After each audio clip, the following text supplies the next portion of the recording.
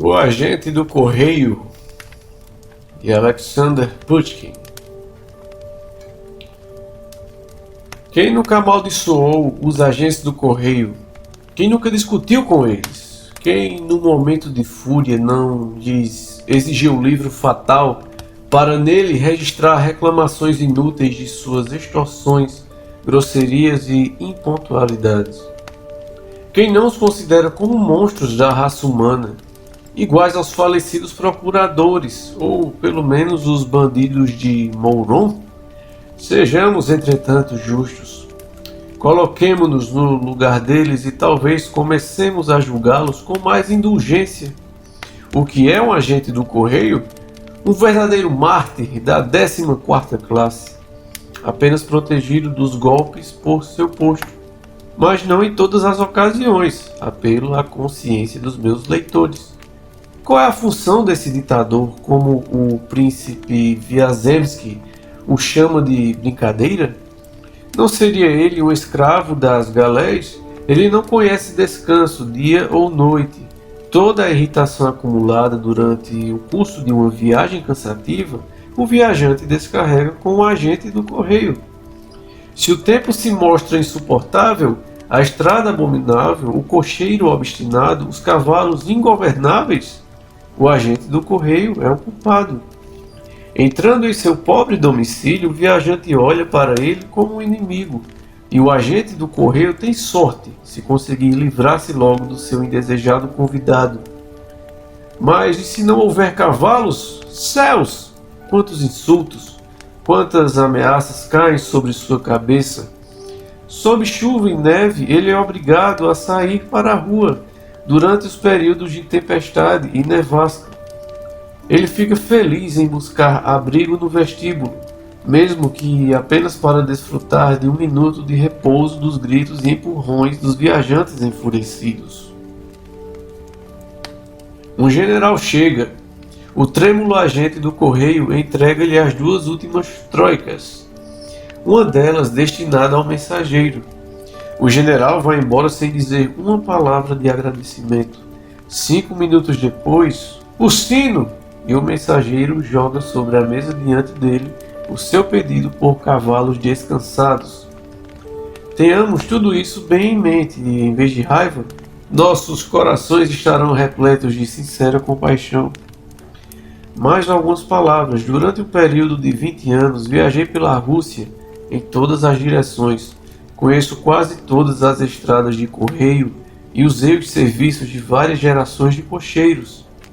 Existem muito poucos agentes do correio que não conheço pessoalmente e poucos com quem não mantive relações comerciais. Espero publicar em um futuro próximo algumas observações curiosas que reuni durante as minhas viagens. Por enquanto, direi apenas que o grupo dos agentes do correio é apresentado ao público sob uma luz muito falsa. Esses funcionários tão caluniados são geralmente pessoas muito pacíficas, prestativas por natureza, dispostas a serem sociáveis, modestas em suas pretensões e não muito viciadas no amor ao dinheiro. De suas conversas, que os cavalheiros viajantes desprezam de forma irracional, muitas coisas interessantes e instrutivas podem ser apreendidas. De minha parte, confesso que prefiro suas conversas a de algum funcionário de 6ª classe que viaja para tratar de negócios do governo. Pode-se facilmente supor que tenho amigos entre um honorável grupo de agentes do correio. Na verdade, tenho uma estima particular pela memória de um deles. No passado, as circunstâncias nos aproximaram e é dele que pretendo agora falar aos meus amigáveis leitores. No mês de maio do ano de 1816, eu estava viajando por uma estrada agora inexistência, na província de N. Eu, naquela época, ocupava uma posição inferior e viajava por postos de correio pagando a taxa por 2 cavalos. Como consequência, os agentes do correio me tratavam com muito pouco respeito e muitas vezes tive que tomar à força o que, na minha opinião, me pertencia por direito. Por mais jovem e exaltado que fosse, indignava-me com a baixeza e covardia do agente do correio, quando este atrelava ao carro de algum nobre oficial os cavalos que já tinham preparado para mim. Também demorou muito para que eu pudesse me acostumar a ser servido fora da minha vez por um servo exigente no jantar do governador. Hoje, um e outro me parecem estar de acordo com a ordem natural das coisas.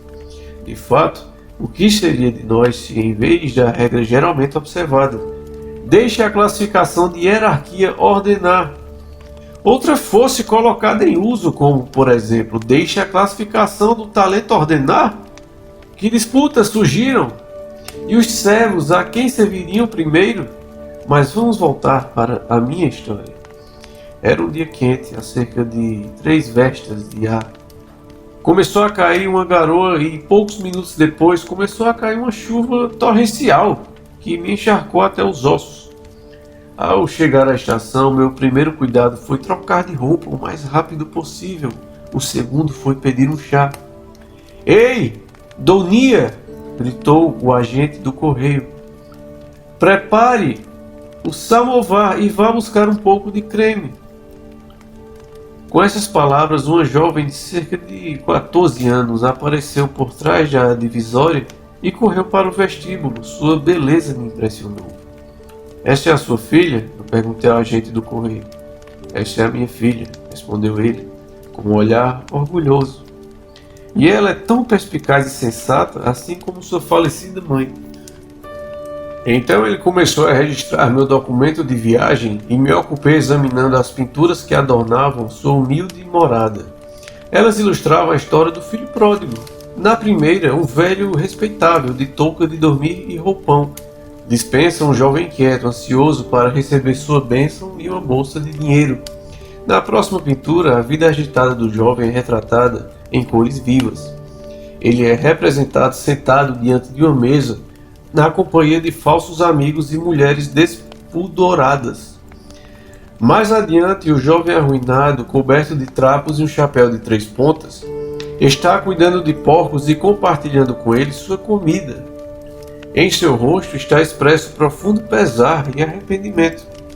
A última pintura representava o retorno à casa do pai. O bom velho, vestindo a mesma touca de dormir e roupão, corre ao seu encontro. O filho pródigo cai de joelhos. Ao fundo, o cozinheiro mata um bezerro gordo. E o irmão mais velho pergunta aos servos a causa de toda a alegria. Abaixo de cada imagem, li alguns versos alemães apropriados. Tudo isso guardei na memória até os dias de hoje, assim como os pontinhos de bálsamos, a cama com sua saia colorida e os demais objetos que então me cercaram. Vejo como se tivesse diante de mim um anfitrião, um homem com cerca de 50 anos, animado e forte, em sua longa túnica verde, com 3 medalhas penduradas em fitas desbotadas. Eu mal havia acertado minha conta com meu antigo cocheiro, quando Donia voltou com o samovar. A pequena coquete viu, ao segundo olhar, a impressão que tinha causado em mim. Ela baixou seus grandes olhos azuis. Comecei a falar com ela. Ela me respondeu sem a menor demonstração de timidez, como uma menina com uma experiência no mundo. Ofereci um copo de ponche ao pai dela, a própria Donia uma xícara de chá. E então nós 3 começamos a conversar como se fôssemos velhos conhecidos. Os cavalos estavam preparados há muito tempo, mas me senti relutante em me despedir do agente do correio e de sua filha. Eu finalmente despedi-me deles. O pai desejou-me uma boa viagem. A filha acompanhou-me até a minha carruagem. No vestíbulo parei e pedi permissão para beijá-la. Donia consentiu. Posso contar muitos beijos desde aquela época, mas nenhum que tenha deixado uma lembrança tão duradoura, tão agradável. Vários anos se passaram e as circunstâncias me levaram à mesma estrada e aos mesmos lugares. Mas, pensei, talvez o velho agente do correio tenha se mudado e Donia já esteja casada. O pensamento de que o pai ou a filha poderiam ter morrido também passou pela minha cabeça e me aproximei da estação de A, com um pressentimento triste. Os cavalos pararam diante do pequeno posto do correio. Ao entrar na sala, reconheci imediatamente as pinturas que ilustram a história do filho pródigo. A mesa e a cama estavam nos mesmos lugares de antes, mas as flores não estavam mais nos parapeitos das janelas e tudo ao redor indicava decadência e abandono. O agente do correio estava dormindo sob sua capa de pele de ovelha. Minha chegada o despertou e ele se levantou. Certamente era Simeon Viring, mas, como havia envelhecido, enquanto ele se preparava para registrar o meu documento de viagem, olhei para os seus cabelos grisalhos, as rugas profundas em seu rosto, que não era barbeado há muito tempo, suas costas curvadas, e fiquei surpreso ao ver como 3 ou 4 anos haviam sido capazes de transformar um indivíduo forte e ativo em um velho débil.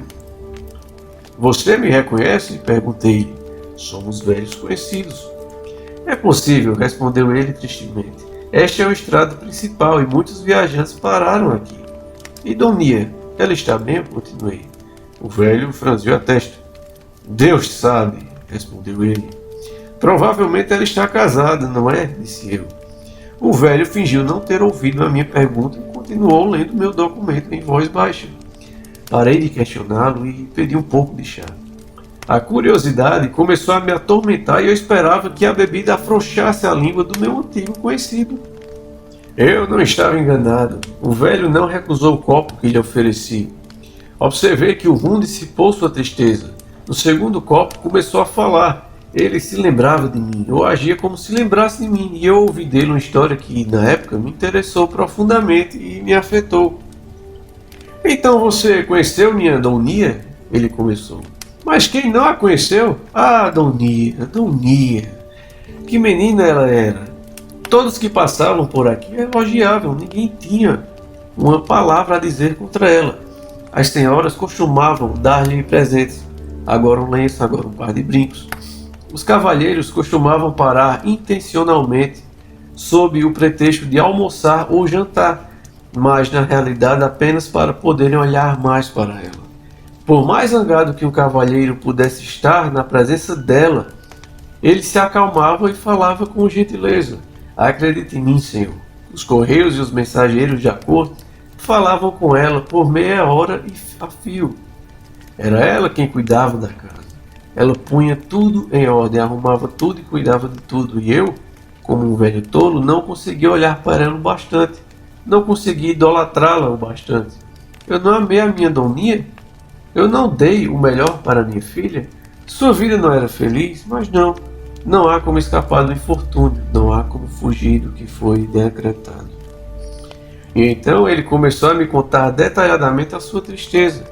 3 anos atrás, em uma noite de inverno, quando o agente do correio estava escrevendo em um novo livro de registros e sua filha estava costurando o vestido na sala ao lado, uma carruagem chegou e um viajante com um chapéu circassiano, capa militar e um lenço no pescoço, entrou na sala e solicitou cavalos.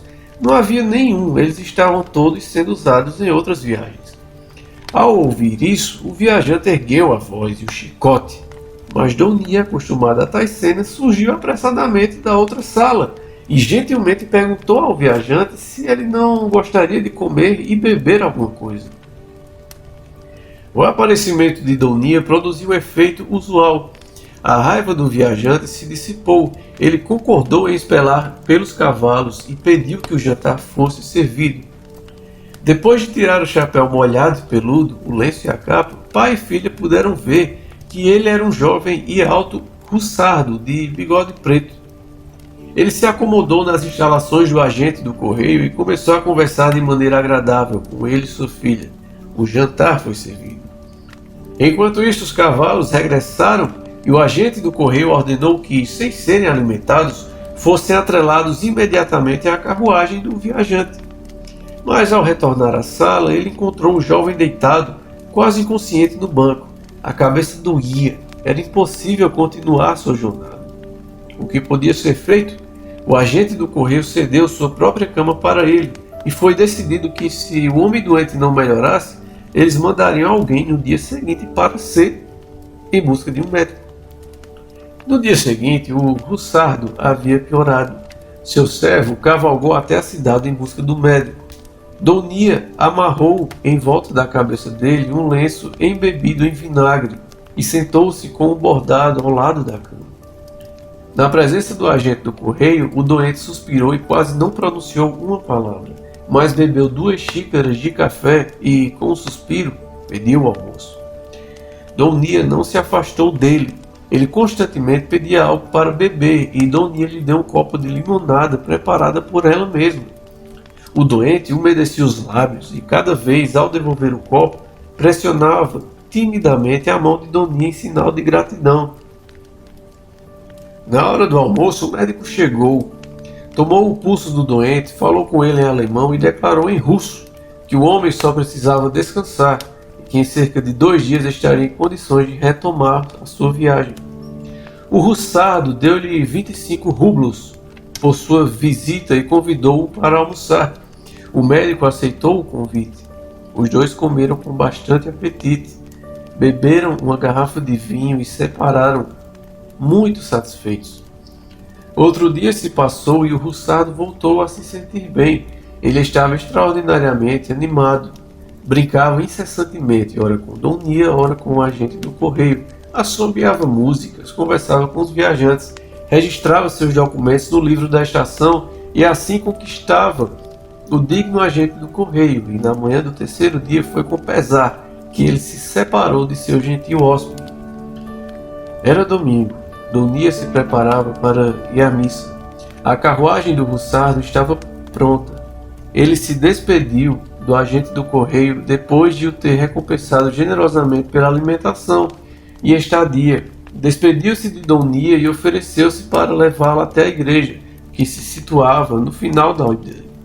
Donia hesitou. "Do que você tem medo?" perguntou seu pai. "Sua excelência não é um lobo, ele não vai devorar você. Vá com ele até a igreja." Donia sentou-se na carruagem ao lado do russardo. O criado subiu para a caixa. O cocheiro assobiou e os cavalos partiram a galope.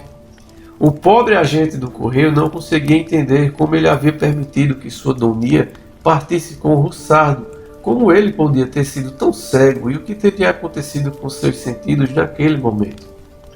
Não havia se passado meia hora quando seu coração começou a sofrer e a ansiedade e a inquietação tomaram conta dele a tal ponto que não conseguiu mais se conter e partiu para a missa. Ao chegar à igreja, viu que as pessoas já começavam a se dispersar, mas Donia não estava nem no adro, nem no pórtico. Ele entrou apressado na igreja. O padre estava descendo do altar, o sacristão estava apagando as velas. 2 velhas ainda rezavam em um canto, mas Donia não estava na igreja. O infeliz pai mal teve coragem para perguntar ao sacristão se ele tinha ido à missa. O funcionário respondeu que não. O agente do correio voltou para casa mais morto do que vivo. Restava-lhe uma única esperança. Donia, com o descuido típico da juventude, poderia ter pensado em ir até a próxima estação onde morava sua madrinha. Com dolorosa inquietação, ele aguardou o retorno da carruagem a qual ele deixara sua filha partir. O cocheiro não voltou. Por fim, ao anoitecer, ele chegou sozinho e embriagado com a terrível notícia de que Donia havia partido com o russardo para outra estação. O velho não suportou o seu infortúnio. Ele desabou imediatamente na mesma cama onde, na noite anterior, o jovem trapaceiro havia se deitado. Examinando todas as circunstâncias do evento, o agente do correio chegou à conclusão de que a doença tinha sido um mero fingimento. Uma forte febre apoderou-se do pobre homem. Ele foi transferido para C. E seu lugar foi tomado temporariamente por outra pessoa. O mesmo médico que havia atendido o russardo também o atendeu. Ele garantiu ao agente do correio que o jovem estava perfeitamente bem e que no momento de sua visita ele havia suspeitado de alguma má intenção, mas que tinha se calado por medo do seu chicote. Quer o alemão falasse a verdade ou apenas desejasse se gabar por sua perspicácia. Sua comunicação não trouxe nenhum consolo ao pobre homem doente. Assim que se recuperou de sua doença, ele pediu ao agente do correio de C uma licença de 2 meses e, sem dizer a ninguém suas intenções, partiu a pé em busca de sua filha. Pelo registro da viagem, ele descobriu que o capitão da cavalaria de Minsk estava viajando de Smolensk para São Petersburgo. O cocheiro que o levou disse que Donia chorou durante todo o caminho, embora ele parecesse ir por sua própria vontade. Talvez, pensou o agente do correio, eu possa ir para casa com minha ovelha errante. Incentivado por esse pensamento, ele chegou a São Petersburgo, ficou no quartel do regimento Ismailovsk, nos aposentos de um suboficial aposentado, um velho camarada seu, e então começou sua busca. Ele logo descobriu que o capitão Minsky estava em São Petersburgo e morava no Demoltov Hotel. O agente do correio decidiu visitá-lo. Cedo pela manhã, chegou à antessala de Minsky e pediu que Sua Excelência fosse informada de que um velho soldado desejava vê-lo. O atendente, que estava limpando algumas botas de montaria, informou-o de que seu patrão ainda dormia e que nunca recebia ninguém antes das 11 horas. O agente do correio saiu e voltou na hora marcada. O próprio Minsky veio até ele em seu roupão e gorro vermelho. Bem, meu amigo, o que você quer? Ele perguntou. O coração do velho começou a ferver, lágrimas começaram a brotar de seus olhos, e ele só conseguiu dizer com uma voz trêmula: Sua Excelência, faça-me um divino favor. Minsky dirigiu-lhe um olhar rápido, corou, pegou-o pela mão, conduziu-o para o seu gabinete e trancou a porta. Sua Excelência, continuou o velho, o que é passado é passado. Devolva-me pelo menos a minha pobre Donia. Você fez dela seu brinquedo, não a destrua inteiramente. O que foi feito não pode ser desfeito, disse o jovem na maior confusão. Reconheço a minha culpa e imploro que me perdoe, mas não pense que eu poderia abandonar Donia. Ela seria feliz. Eu lhe dou a minha palavra de honra. Por que você a quer? Ela me ama e não pode voltar à vida que levava antes. Nem você nem ela seriam capazes de esquecer o que aconteceu. Então, colocando algo na mão do visitante, ele abriu a porta e o agente do correio, sem saber como, se viu na rua novamente. Por muito tempo ele permaneceu imóvel, até que finalmente abriu a mão e viu nela alguns papéis. Ele então desenrolou várias notas de 50 rublos. Lágrimas encheram seus olhos de novo, lágrimas de indignação. Ele fez uma bola com as notas, jogou-as no chão, pisou nelas com o salto da bota e depois começou a andar. Depois de dar alguns passos, ele parou, refletiu e voltou, mas as notas não estavam mais lá. Um jovem bem vestido, observando, correu em direção a uma carruagem, saltou apressado e gritou para o cocheiro: Vá! O agente do correio não o perseguiu. Ele resolveu voltar para casa, para sua estação, mas antes de fazê-lo, desejou ver sua pobre Donia pelo menos mais uma vez. Com este objetivo, ele voltou ao hotel de Minsk alguns dias depois, mas o atendente lhe disse rudemente que seu senhor não receberia ninguém, empurrou-o para fora da antessala e bateu a porta em sua cara. O agente do correio ficou indeciso por um longo tempo, então decidiu ir embora. Naquele mesmo dia, ao entardecer, estava caminhando pela avenida Liteinaia, tendo ido a um culto na igreja dos aflitos. De repente, uma carruagem elegante passou por ele e o agente do correio reconheceu Minsky. O veículo parou em frente a uma casa de 3 andares perto da entrada e o russardo subiu rapidamente os degraus. Um pensamento feliz passou pela mente do agente do correio. Ele voltou e, aproximando-se do cocheiro: De quem é essa carruagem, meu amigo? Perguntou ele. Não pertence a Minsky? Sim, respondeu o cocheiro. O que você quer? Bem, seu mestre me mandou levar uma carta para sua Donia e eu esqueci onde ela mora. Ela mora aqui no 2º andar, mas você está atrasado com sua carta, meu amigo. O capitão já está com ela. Isso não importa, respondeu o agente do correio, cujo coração começou a bater violentamente. Obrigado por suas informações, mas saberei como lidar com a situação. E com essas palavras ele subiu a escada. A porta estava trancada, o agente tocou o sino. Ele esperou angustiado por diversos segundos. A chave chacoalhou e a porta foi aberta. Avdotia Simeonovna mora aqui? Ele perguntou. Sim, respondeu uma jovem criada. O que você quer com ela? O agente do correio, sem responder, entrou na sala. Você não pode entrar, a criada gritou atrás dele. Avdotia Simeonovna tem uma visita. Mas o agente do correio, sem dar atenção a ela, seguiu em frente. Os primeiros 2 cômodos estavam escuros. No terceiro havia uma luz. Ele se aproximou da porta aberta e parou. Na sala, que estava lindamente mobiliada, Minsky estava sentado em uma atitude pensativa. Doninha, vestida da maneira mais elegante, estava sentada no braço de sua cadeira, como uma cavaleira em sua cela inglesa. Ela estava olhando com ternura para Minsky, enrolando seus cachos negros em torno de seus dedos brilhantes de joias. Pobre agente do correio, nunca sua filha lhe pareceu tão bonita. Contra sua vontade, ele a estava admirando. Quem está aí? Ela perguntou, sem levantar a cabeça. Ele permaneceu em silêncio. Não recebendo resposta, Doninha ergueu os olhos. E com um grito, ela desabou sobre o tapete. O alarmado Minsky apressou-se em pegá-lo, mas vendo pela porta o velho agente do correio, deixou Doninha e se aproximou dele, tremendo de raiva. O que você quer? Disse ele, cerrando os dentes. Por que você me segue em todos os lugares como um ladrão? Ou você quer me matar? Vá embora! E com a mão poderosa agarrou o velho pelo colarinho e o empurrou escada abaixo. O velho voltou ao seu alojamento. Seu amigo o aconselhou a apresentar uma reclamação às autoridades, mas o agente do correio refletiu, acenou com a mão e resolveu abster-se de tomar quaisquer outras providências sobre o assunto. 2 dias depois, ele deixou São Petersburgo e voltou ao seu posto para retomar as suas atividades. Já faz 3 anos, concluiu ele, que tenho vivido sem Doninha e sem saber nada sobre ela. Se ela está viva ou não, só Deus sabe, tudo pode acontecer. Ela não é a primeira nem será a última a deixar-se seduzir por um canalha que passa, que hoje a faz sua amante e amanhã a abandona.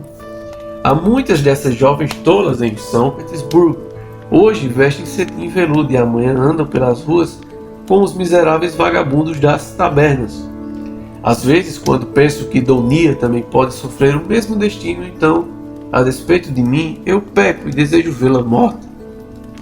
Essa foi a história do meu amigo, o velho agente do correio, uma história mais de uma vez interrompida por lágrimas, que ele pitorescamente enxugou com a saia do casaco, como fizera o zeloso Terentich na soberba balada de Dmitriev. Essas lágrimas foram em parte induzidas pelo ponche, o qual ele bebera 5 taças no decorrer de sua narrativa. Mas, mesmo assim, produziram uma profunda impressão em meu coração. Depois de me despedir dele, demorei muito para conseguir esquecer o velho agente do correio, e por muito tempo pensei na pobre Doninha. Pouco tempo atrás, ao passar pela pequena cidade, lembrei do meu amigo. Ouvi dizer que a estação a qual ele atendia havia sido fechada. Para minha pergunta, o antigo agente do correio ainda está vivo? Ninguém sabia me dar uma resposta satisfatória. Resolvi fazer uma visita ao local bem conhecido e depois de alugar cavalos parti para a aldeia de N. Isso aconteceu no outono. Nuvens cinzentas cobriram o céu. Um vento frio soprou pelos campos colhidos, levando consigo as folhas vermelhas e amarelas das árvores que encontrou. Cheguei à aldeia ao pôr do sol e parei na pequena casa de correio. No vestíbulo, onde Doninha uma vez me beijou, uma mulher robusta veio ao meu encontro e, em resposta às minhas perguntas, respondeu que o velho agente do correio havia morrido há cerca de 1 ano, que sua casa era ocupada por um cervejeiro e que ela era a esposa do cervejeiro. Comecei a me arrepender da minha viagem inútil e dos 7 rublos que havia gasto em vão. Do que ele morreu? Perguntei à esposa do cervejeiro. De tanto beber, respondeu ela. E onde ele está enterrado? Nos arredores da aldeia, ao lado do túmulo de sua esposa. Alguém poderia me acompanhar até seu túmulo? Com certeza. Ei, Vanka, você já brincou com esse gato por tempo suficiente. Leve este cavalheiro ao cemitério e mostre a ele o túmulo do agente do correio. Diante dessas palavras, um rapaz maltrapilho, de cabelos ruivos e um olho só, correu até mim e imediatamente começou a liderar o caminho em direção ao cemitério. Você conhecia o falecido? Eu perguntei a ele na estrada. Claro que o conhecia. Ele me ensinou a fazer zarabatanas. Quando ele saía da taberna, que Deus o tenha, corríamos atrás dele e gritávamos: avô, avô, dê-nos algumas nozes. E ele costumava nos dar nozes. Ele sempre costumava jogar conosco. E os viajantes, se lembram dele? Há muito poucos viajantes agora. O assistente do juiz passa por aquelas vezes. Mas ele não se preocupa com pessoas mortas. No verão passado, uma senhora passou por aqui e perguntou pelo velho agente do correio e foi para o seu túmulo. Que tipo de senhora? Eu perguntei, aguçado pela curiosidade. Uma senhora muito bonita, respondeu o garoto. Ela estava numa carruagem com 6 cavalos, junto com seus 3 filhos pequenos, um amo e um cachorrinho preto. E quando lhe disseram que o velho agente do correio estava morto, ela começou a chorar e disse às crianças: fiquem aqui, eu irei ao cemitério. Ofereci-me para lhe mostrar o caminho, mas a senhora disse: eu sei o caminho. E ela me deu uma moeda de 5 copeques, uma senhora tão gentil. Chegamos ao cemitério, um lugar sombrio e sem muros, salpicado de cruzes de madeira, mas não havia uma única árvore para lançar uma sombra sobre ele. Nunca na minha vida havia visto um cemitério tão triste. Este é o túmulo do velho agente do correio, disse-me o rapaz, saltando sobre um monte de terra, no qual estava cravada uma cruz negra com um Cristo de cobre. E a senhora veio aqui? Perguntei. Sim, respondeu Vanka. Eu a observei de longe. Ela se deitou no chão e ficou muito tempo deitada. Depois voltou para a aldeia, mandou chamar um padre, deu-lhe algum dinheiro e foi embora, depois de me dar os 5 copeques. Uma senhora excelente. E eu também dei ao rapaz uma moeda de 5 copeques, e não me arrependi mais da viagem, nem dos 7 rublos que gastei nela.